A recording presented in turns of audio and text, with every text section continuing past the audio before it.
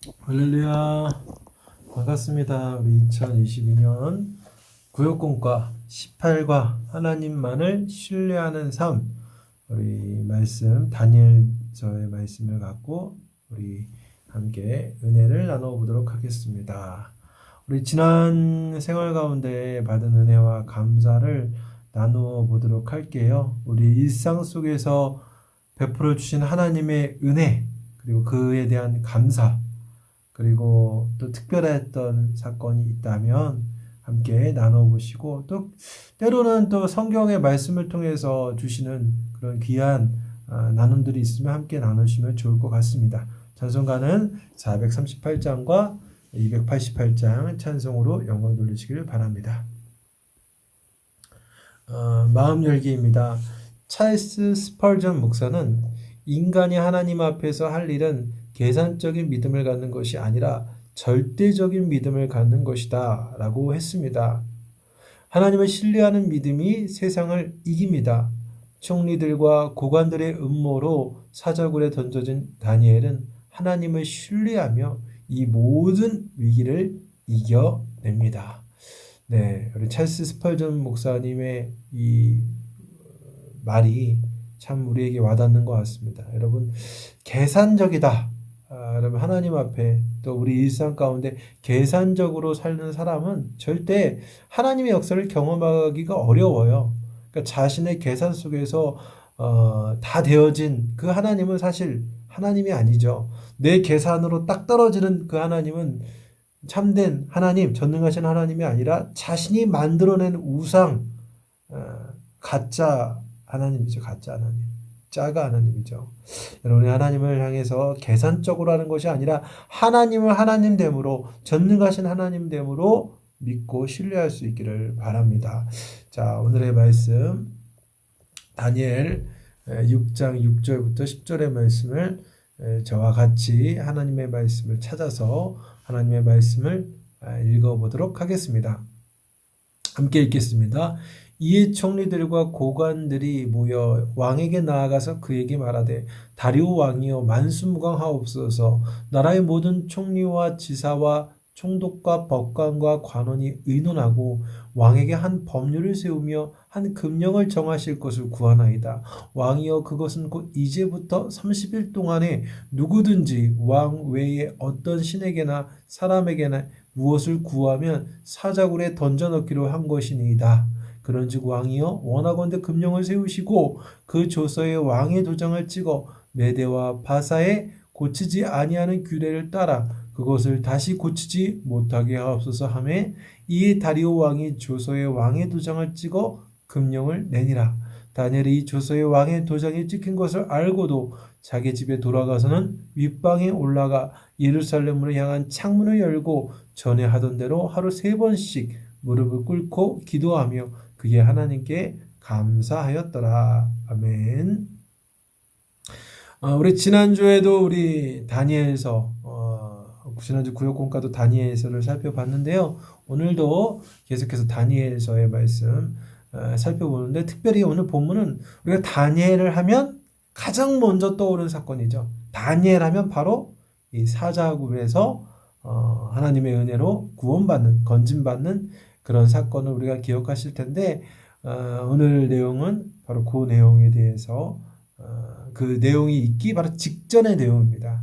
사자굴에 들어가기 직전에 어떤 일이 있었는가에 대해서 기록하고 있는데, 우리가 역사를 잠깐 살펴보면 이제 바벨론이 신흥 강국으로 서게 되고, 그리고 남유다가 이 바벨론으로 말미암아 멸망하게 됩니다.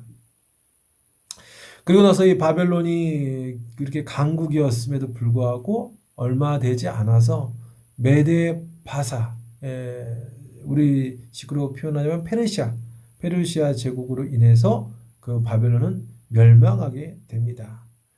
그리고 이제 메데 바사의 왕인 다리오가 이 왕이 되어서 이제 전국을, 이 페르시아의 엄청난 그 대제국을 다스리기 위해서 3명의 총리를 세웠는데 그 중 한 명이 바로 다니엘이었습니다. 근데 다니엘이 이 3명의 총리 중에서도 가장 출중했기 때문에 다리오 왕은 그를 수석 총리로 삼으려고 했습니다. 하지만 메대와 파사의 그 다른 총리, 나머지 2명의 총리들과 나머지 고관들은 이 다니엘을 시기하고 그를 쫓아내려고 악법을 만들고 그리고 그 악법을 다리오 왕에게 허락을 받게 되고 도장을 찍게 되죠. 다니엘은 이러한 악법이 자신에게 해를 가해질 것이다라는 것을, 자에게 큰 해를 입을 거라는 사실을 분명히 알고 있음에도 변함없이 자신의 신앙을 지키며 평소대로 하나님께 기도하는 일을 하게 됩니다. 이것이 바로 오늘 본문의 말씀이고요. 우리 이후의 내용까지도 간략하게 설명하자면 결국 다니엘은 전국에 내려진 다리오 왕의 조서대로 그대로 사자굴에 던져지는 형벌을 받지만 아무런 해를 입지 않고 굴에서 나오게 되죠. 이는 여호와를 절대적으로 신뢰하고 그 믿음을 붙잡는 자라면 그 붙잡는 자는 이렇게 하나님의 은혜 속에서 완벽한 승리와 그리고 하나님의 완전하신 보호를 받는다라는 것을 이 다니엘의 모습 속에서 우리에게 주는 메시지가 있다라는 것입니다. 오늘 이런 6장의 전체적인 내용을 간략하게 이해한 상태에서 오늘 구역 공과를 좀 더 통해서 좀 더 상세하게 하나님 말씀의 뜻을 살펴보도록 하겠습니다. 1. 총리들과 고관들이 왕에게 제안한 것은 무엇입니까? 이에 총리들과 고관들이 모여 왕에게 나아가서 그에게 말하되 다리오 왕이여 만수무강하옵소서.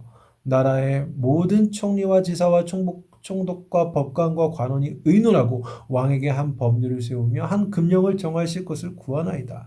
왕이여 그것은 곧 이제부터 30일 동안에 누구든지 왕 외에 어떤 신에게나 사람에게 무엇을 구하면 사자굴에 던져넣기로 한 것이니이다 라고 말합니다. 여러분 총리와 이 고관들이 왕에게 제안한 것은 30일 동안 왕 외에 다리오 왕 외에는 신이나 또 그 외의 사람에게 경배하는 것을 금지하고 만일 어길 시에는 사자굴에 던져넣는, 그러니까 사형에 처하는 거죠. 사자굴에 던져넣는 법률을 제안하게 된 것입니다. 여러분 이 총리들과 고관들이 이런 악법을 다리오 왕에게 제안한 이유가 있습니다. 바로 이 다니엘을 죽이기 위해서죠. 다니엘을 끌어내리기 위해서. 지금 이 다니엘을 제외한 나머지 총리들과 고관들은 이 메대 파사를 세우는 일에 큰 공을 세웠습니다. 한마디로 개국 공신이에요. 여러분 개국 공신. 나라를 처음 시작하는 공신들은 어마어마한 대접을 받잖아요. 그런데 굴러온 돌이 박힌 돌을 뺀다고 바벨론 안에서도 남유다의 포로 출신이요. 또 이전에 자신들이 멸망시킨 바벨론에서 고위직에 있던 다니엘을 그리고 이 다니엘을 지금 새롭게 세워진 메대 국가에서도 중용이 되고 심지어 자신들보다 위에 있는 수석 총리로 이 다리오 왕이 세우려고 하는 것을 보고 참을 수 없는 질투와 분노가 있었다는 거죠. 시기와 분노, 질투가 있었다는 것입니다. 그래서 이 총리와 고관들은 다니엘을 끌어내려고요. 사실 정치가 깨끗하게 쉽지 않잖아요. 그죠? 네. 그래서 이 다니엘을 끌어내릴 만한 정치적 도덕적인 흠을 찾으려고 온갖 노력을 다했지만 여러분 성경 6장 4절을 다니엘 6장 4절을 보면 아무 근거 아무 허물도 찾지 못했다라고 기록되고 있습니다. 한마디로 다니엘은 털어서 먼지 하나 나오지 않는 정말 정직하고 탁월한 정치가요 관리였다라는 것이죠. 그럼에도 불구하고 이 다니엘의 대적자들은 포기하지 않고 다니엘의 그 약점을 찾게 되는데 바로 그가 여호와의 신앙이 아주 신실하다는 사실을 알게 되었다라는 것입니다. 그래서 이것을 타겟으로 삼아서 다리오 왕에게 찾아가서 30일 동안 왕 외에 신이나 사람에게 경배하는 것을 금지하고 어길 시에는 사자굴에 던져넣는 법을 제안하게 된 것이죠.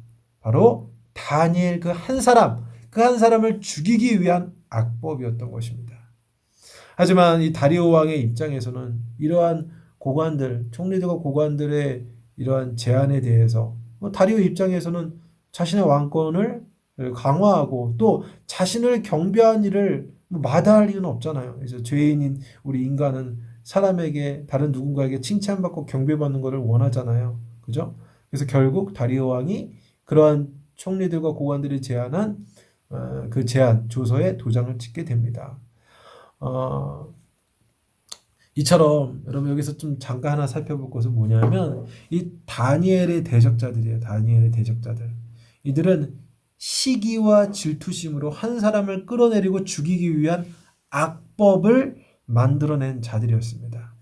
여러분 이처럼 시기와 질투는요. 사람을 살리고 건지는 쪽으로 가는 것이 아니라 항상 그 끝은 상대방을 죽이는 쪽으로 가게 되어 있다는 사실이에요. 여러분 혹시 우리도 시기와 질투에 빠질 때가 있습니까? 혹시 그런 적이 있다면 어떤 경우에 있었는지를 한번 나눠 보시고요. 우리 구역자님이 그렇게 인도해 주시고 우리가 이제 그 정리를 할 때는 어떻게 정리를 하느냐? 그리스도인은 시기와 질투를 하는 자가 아니라 세상을 축복하는 자다라는 거죠. 다른 사람의 잘됨을 시기와 질투하는 것이 아닌 오히려 그들의 복을 하나님의 은혜 속에서 축복하는 전해주는 그런 축복의 통으로 그 역할을 감당하는 자가 되어야 된다는 것을 나누시면 좋을 것 같습니다. 자, 2번 왕의 도장에 찍힌 조서의 내용을 알고도 다니엘은 어떻게 했습니까? 다니엘 6장 10절 다니엘이 이 조서에 왕의 도장에 찍힌 것을 알고도 자기 집에 돌아가서는 윗방에 올라가 예루살렘으로 향한 창문을 열고 전에 하던 대로 하루 3번씩 무릎을 꿇고 기도하며 그의 하나님께 감사하였더라. 아멘. 다니엘은 이런 왕의 명령, 악한 이 금령이 시행된다는 사실을 알고도 자신의 집 윗방으로 가서 예루살렘 방향으로 창문을 열고 평소에 하던 대로 3번씩 하루 3번씩 무릎을 꿇고 하나님께 기도했다라는 것이죠. 지혜가 탁월했던 그죠? 모든 이 바벨론 사람들보다 10배 이상의 지혜를 갖고 있었다라고 성경에 기록되어 있는데 이런 탁월한 지혜를 갖고 있었던 다니엘은 지금 이 다리오 왕의 도장에 찍힌 이 금령, 이 조서의 내용이 그 의미가 무엇인지를 너무나 잘 알고 있었습니다. 이 총리들과 고관들이 자신을 끌어내고 죽이려는 악한 계획이다라는 것을 이미 꿰뚫었습니다. 그럼에도 그가 선택한 것은 평소대로 늘 그렇듯 하나님 앞에 기도하는 것. 아침, 점심, 저녁으로 하나님 앞에 기도하는 그 행위를 계속했다라는 것이죠. 여러분 특별히 다니엘이 행하는 오늘 이 6장 10절의 말씀을 통해서 많은 교훈을 주지만 그 중에서 2가지만 살펴본다면 다니엘은 첫 번째로 창문을 열고 하나님께 기도했다라는 겁니다. 여러분 만약에 우리였다면 나였다면 신앙을 지키고 악법도 피해보려고 하지 않았을까 생각이 됩니다. 그러니까 기도를 하는데 집에 들어가서 아무도 보지 않도록 창문을 닫고 커튼 치고 이불을 뒤집어 쓰고 아무도 모르게 조용히 하나님께 기도했을 것 같습니다. 저라면 아마 그랬을 것 같아요. 그런데 다니엘은 마치 대적자들에게 야, 볼 테면 봐, 해볼 테면 해봐. 자신의 그 신앙, 여호와의 신앙을 절대로 숨기지 않고 오픈합니다. 창문을 활짝 열어버려요. 보고 싶으면 봐라. 난 하나님께 기도한다. 여러분 우리는 이 다니엘의 태도 속에서 신앙에 대한 담대한 용기, 그런 용기를 보게 된다라는 거예요. 그리고 또 2번째로 알 수 있는 것은 하나님 앞에 항상 기도의 습관, 기도의 훈련이 되었다라는 것이죠. 하루에 3번씩. 여러분 총리라는 그 직분이 그리고 페르시아란 대제국의 총리가 여러분 우리보다 바쁠까요? 우리보다 한가할까요? 예, 우리보다 비교할 수 없을 만큼 바쁠 겁니다. 그럼에도 불구하고 그는 하루에 3번씩 기도했다라는 기도의 훈련과 되어 있었고 하나님 앞에 항상 기도로 깊은 교제를 나누는 사람이었다라고 알 수 있습니다. 자, 3번째로 또 알 수 있는 것은 바로 다니엘의 기도가 어떤 기도였느냐? 바로 감사 기도였다라는 거예요. 감사 기도였다. 예. 말씀 보니까 그의 그 6장 10절의 끝을 보니까 그의 하나님, 그러니까 무릎을 꿇고 기도하며 그의 하나님께 감사하였더라. 그의 하나님, 즉 자신의 하나님, 다니엘의 하나님 자신의 하나님이라고 부르고 있다라는 것이죠. 즉 이러한 표현은 다니엘과 하나님 사이에 정말 그 관계가 아주 개인적인 그 친밀한 관계였다라는 것을 이 다니엘의 표현을 통해서 알 수 있습니다. 그러니까 이 다니엘이 지금 이러한 위급한 상황 속에서 고난이 찾아오기 직전에 이 상황 속에서도 감사할 수 있다라는 건 다니엘이 하나님과의 그 깊은 관계 속에서 하나님을 향한 절대적 신뢰, 우리 지난주에도 함께 공부해봤던 그 다니엘의 세 친구 사드락과 메삭과 아벳느고가 불풀무 속에서 풀무불에 들어가는 상황 속에서도 하나님을 향한 절대 신뢰가 있었죠. 똑같습니다. 다니엘도 하나님을 향한 절대 신뢰를 갖고 있었기 때문에 뭘 할 수 있었느냐? 하나님께 절대 신뢰하는 자는 하나님 앞에 절대 감사를 할 수 있어요. 여러분, 오늘 우리가 하나님을 향한 태도는 어떤 태도입니까? 항상 감사하십니까? 아니면 감사에 인색하십니까? 우리는 기억하셔야 돼요. 뭘 기억해야 되느냐? 감사는 하나님을 향한 절대적인 신뢰에서 비롯된다는 사실입니다. 3번입니다. 다니엘이 사자굴에 던져진 다음 날 왕이 새벽에 일어나 한 일은 무엇입니까? 다니엘 6장 19절과 20절. 이튿날에 왕이 새벽에 일어나 급히 사자굴로 가서 다니엘이 든 굴에 가까이 이르러서 슬피 소리질러 다니엘에게 묻되 살아계시는 하나님의 종 다니엘아 내가 항상 섬기는 내 하나님이 사자들에게서 능히 너를 구원하셨느냐 하니라. 아멘. 다리오 왕은 새벽에 좀 일찍 일어나서 사자굴로 달려가서 다니엘의 생사를 확인했습니다. 이 다리오 왕은 어찌됐든 신하들이 내린 다른 총리들과 고관들이 내린 그 금령의 도장을 찍었기 때문에 아무리 자기가 신뢰했던 총애했던 다니엘이라고 할지라도 그 법을 따라야 했습니다. 그래서 결국 다니엘은 사자굴에 들어가게 되었고 그리고 하루의 시간이 지나가게 되죠. 다리오 왕은 아마 밤새 잠 한숨도 자지 못하고 새벽에 일어나 사자굴에 달려갑니다.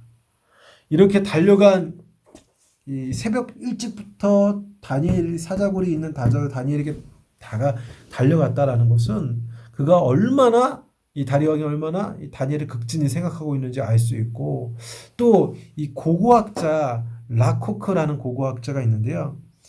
이 당시 고대 당시에는 죄인이 그 죽음에 해당하는 형벌을 받았는데 그 형벌을 받고 밤을 지나서 아침까지 죽지 않고 살아있으면 그 사람이 사면되는 아주 독특한 관례가 있었다라고 합니다. 그러니까 즉 다리오 왕은 다니엘을 사자굴에서 가장 이른 시간에 살아있다고 한다면 사자굴에서 이렇게 빼낼 수 있는 그 시간에 찾아간 겁니다. 그러니까 아마 찾아가는 그 과정 중에서 한편으로는 죽었으면 어떡하냐 하는 그런 안타까움과 불안감, 한편으로는 혹시 하나님께서 다니엘을 구원하실지는 모른다. 구원하실까라는 그러한 기대감을 갖고 사자굴에 찾아간 것이죠. 그리고 이제 그 굴 앞에서 다니엘을 살아계신 하나님의 종이라고 표현하면서 하나님께서 너를 구원하셨는가를 묻습니다. 그러니까 다리오 왕의 이러한 질문은 하나님의 능력을 의심하는 것이 아니라 하나님의 능력으로 말미암아 다니엘이 구원받기를 간절히 원하는 그런 소망의 의미가 담겨 있다라는 것이죠.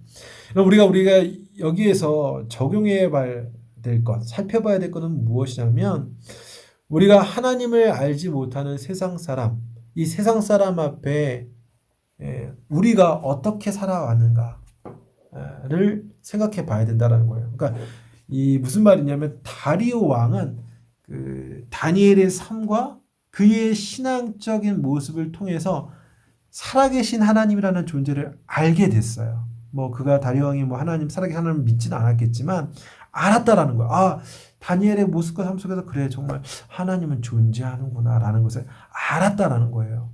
마찬가지로 오늘 우리의 삶 속에서 성도인 우리의 삶 속에서 나의 삶, 나의 모습을 통해서 세상 사람들이 불신자들이 과연 나의 모습을 통해서 하나님을 바라볼 수 있느냐? 아니면 오히려 하나님은커녕 세상과 별 차이 없는 그런 모습으로 보고 인정하고 있는가? 이런 부분을 한번 생각해 보면서 여러분들이 그리스도의 편지요, 그리스도의 향기로 하나님을 드러내는 그런 삶을 사시기를 바랍니다. 자, 나눔과 적용입니다. 이 다니엘과 같이 믿음을 지켜야 할 상황이 있었다면 나누어 봅시다. 그러니까 내가 하나님을 믿는 사람입니다. 내가 예수 믿는 자로서의 합당한 선택, 그런 상황이 있다라고 한다면 우리 구역 식구들과 함께 나누어 보시면 좋을 것 같고요. 기도하실 때 온 마음을 다해 하나님만 의지하며 사는 믿음의 사람이 될 수 있도록 또 서로의 기도 제목을 위해서 그리고 교회와 지역과 나라를 위해서 기도하시기를 바랍니다. 그리고 하나님 앞에 헌금을 드릴 때 찬송가 50장으로 찬양 드리고 주기도문과 대표 기도로 폐회합니다.